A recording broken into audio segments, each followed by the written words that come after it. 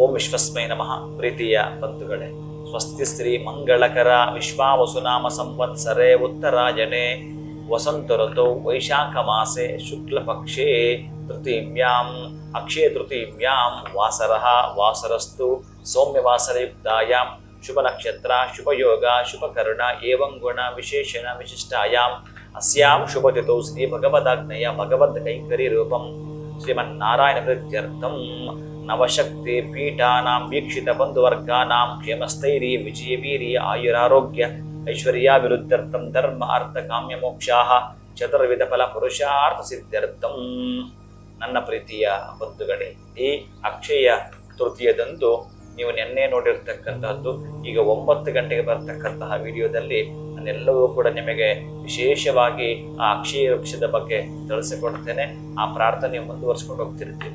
ಆದರೆ ಈ ಒಂದು ಪ್ರಾತಃ ಕಾಲದ ಅದೃಷ್ಟದ ದಿನದಲ್ಲಿ ಒಂದು ಕೆಂಪು ವಸ್ತ್ರವನ್ನು ವ್ಯವಸ್ಥೆ ಮಾಡಿಕೊಳ್ಳುತ್ತಾ ಅದರಲ್ಲಿ ಒಣಕೊಬ್ಬರಿ ಬಟ್ಟೆ ಇಟ್ಟುಕೊಳ್ಳುತ್ತಾ ಒಂದಷ್ಟು ಜೀರಿಗೆಯನ್ನು ಧನಿಯ ಅಷ್ಟು ಸೇರಿಸಿ 101 ರೂಗಳನ್ನು ಅದರ ಒಳಗಡೆ ಇಟ್ಟು 4 ಅರಿಶಿನ ಕೊಂಬನ್ನು ಇಟ್ಟು ಗಂಟಾಗ್ತಕ್ಕಂತಹದ್ದು ಧೂಪ ದೀಪವನ್ನು ತೋರಿಸುವಂಥದ್ದು. ಸಾಧ್ಯವಾದರೆ ನಿಮ್ಮ ಮನೆಯಲ್ಲಿ ಇರತಕ್ಕಂಥ ಹಳೆಯ ಬಂಗಾರ ಒಂದು ಬೆಳ್ಳಿ ನಾಣ್ಯವನ್ನ ಅದಕ್ಕೆ ಹಾಕಿ ಗಂಟು ಕಟ್ಟಿ ಇಡತಕ್ಕಂತಹದ್ದು ನಮ್ಮ ಬದುಕು ಬಂಗಾರಮಯವಾಗಲು. ಯಾವುದೇ ಕಾರಣಕ್ಕೂ ಈ ದಿವಸ ನಮ್ಮ ಮನೆಗೆ ಹೊಸದಾಗಿ ಬಂಗಾರ ಖರೀದಿ ಬೇಡ. ಹಾಗೂ ನೀವು ತಂದರೆ ಅದನ್ನು ದಾನವಾಗಿ ಕೊಡ್ಲಿಕ್ಕೆ ಮಾತ್ರ ವ್ಯವಸ್ಥೆ ಮಾಡಿಕೊಳ್ಳಿ. ಅತ್ಯಂತ ಶುಭದ ಫಲವನ್ನ ನಾವು ಕಾಣಬೇಕಾದ್ರೆ ಕಷ್ಟ ಕಾಲದಲ್ಲಿ ನಮ್ಮ ಬಂಧುಗಳು ನಮ್ಮನ್ನು ತೊರೆದು ಬಿಟ್ಟಿರ್ತಾರೆ.